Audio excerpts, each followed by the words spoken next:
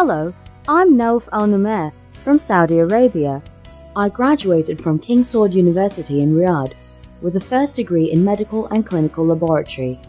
Completed a year internship in pathology and laboratory department at KFSH and RC, where I have been training in different labs: biochemistry, microbiology, cytogenetic, IVF, immunology, histology, cytology, molecular genetics, EM, blood bank, and hematology. Then I worked in molecular hematology and POCT labs at KFSH and RC. At that year, the hospital held a big international conference. Many foreigner speakers were there. During my lunch break, I went to have a look. One of the rooms, they were looking for someone to help setting up the computer for the speaker. The speaks was a friendly 50-ish lady, Professor Sarah from Australia. She asked me if I'm Saudi. I answered with a big smile, yes. While helping her, I didn't stop asking her questions about Australia and if their hospital offer any training programs, etc. She asked about my background and skills. I love labs, however, I enjoy computers as well, especially the feeling of fixing problems. She said, then I'm sure you're good in using bioinformatics tools. In my mind, huh? Bioinformatics? What is that? I replied with a big stupid smile, I guess so. Then it was a beginning Googling bioinformatics, then tried to convince my department and training and academic affairs in hospital to send me abroad. I want to learn more about bioinformatics. I was eager to knock all doors, do all exams, and attend all interviews. I even jumped into the lift with the CEO of the hospital just to get a chance to introduce myself and my desire for success and learn. Finally, the scholarship was approved. With the fund, MSc acceptance letter, and UK visa, I flew to London and started my MSc in bioinformatics and system biology at UCL 2009-2010. Was an open-eye experience, not an easy, full of tears and laugh. Studying computer programming with zero experience in programming. All the hard work paid off when I got my MSc with a distinction, one of the greatest feeling of achievement. Toward the end of my MSc, I talked with Dr. Andrew Martin and explained how thankful I'm for all his support and patience in teaching. He encouraged me to do a PhD. Guess what? I liked the idea. Flying back to Saudi. Hi, it's me again. Please fund me to do my PhD. Interviews, meetings, tough completion. Then again, I got the approval and started my PhD in bioinformatics in post-genomic structural analysis of single amino acid polymorphisms, 2010 to 2014. When I received my student ID, I felt that everyone in UK and Saudi Arabia clapping and congratulate me. A minute later, I faced the reality. Nouf, it's a long, hard journey that will take 4 years of your life. Be ready.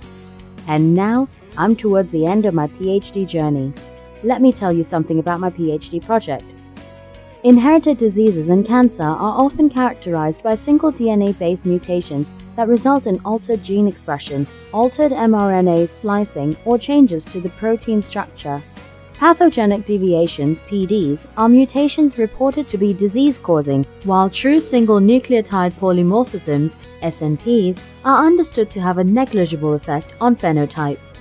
With recent developments in biotechnology and speed of sequencing, a wealth of information regarding SNPs and PDs has been acquired. Apart from the analytical challenge of analyzing these information to identifying novel therapies and targets for disease, the challenge of simply storing, mapping, and processing these data is significant in itself. SAP-DB database was developed to map mutation data to protein structure and allow the likely local protein structural effects of a mutation to be evaluated. My first task was to update SAP-DB with its 15th structural and sequence analysis. After many tries, it was impossible to do that due to many errors and lack of documentation, so we decided to rebuild it from scratch. Dr. Andrew Martin introduced me to SAP-DB. And then he left me working on it by myself. What I did? Learning different programming languages to build SAP-DB. Fix bugs in code to populate the database. Improve the portability of the code. Update the resource and adding a new database. performed some analysis of the data in SAP-DB that showed glycine, proline, clash and void analysis needs to be improved and replaced. Those analysis has been improved and introduced to the new SAP-DB. SAP-DAP pipeline is basically converting SAP-DB to a machine that take input, mutation details, and give the 15 structural analysis results without relying on any pre-calculated data stored in a SAP-DB database. SAP-PRED build pathogenicity predictor using the SAP-DAP structural analysis together with machine learning to give us more information about the pathogenicity of any novel mutation. SAP-PRED results outperform other methods, SIFT, Polyphen2, Mutation Assessor, Kindel, and Fathom. Accuracy of 0.885 and 0.944 using different data filtering levels.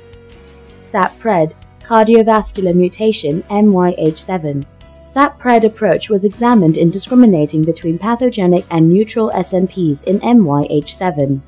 Then I created a novel predictor to distinguish between HCM and DCM, reaching an accuracy of 0.79.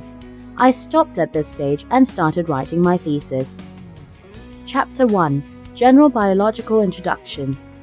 Chapter 2. Bioinformatics Tools and Resources. Chapter 3. The Single Amino Acid Polymorphism Database, SAP-DB. Chapter 4. 2-proline from glycine analysis. Chapter 5. Clash and void analysis. Chapter 6. SAP-PRED, predicting damage mutations. Chapter 7. Cardiomyopathy mutations. Chapter 8. Discussions and conclusions. Finally, I submitted my thesis. My examiners, Professor Jeff Barton and Dr. Kevin Bryson, hammering me with questions. I passed with a big smile and am very happy. And now, what's next?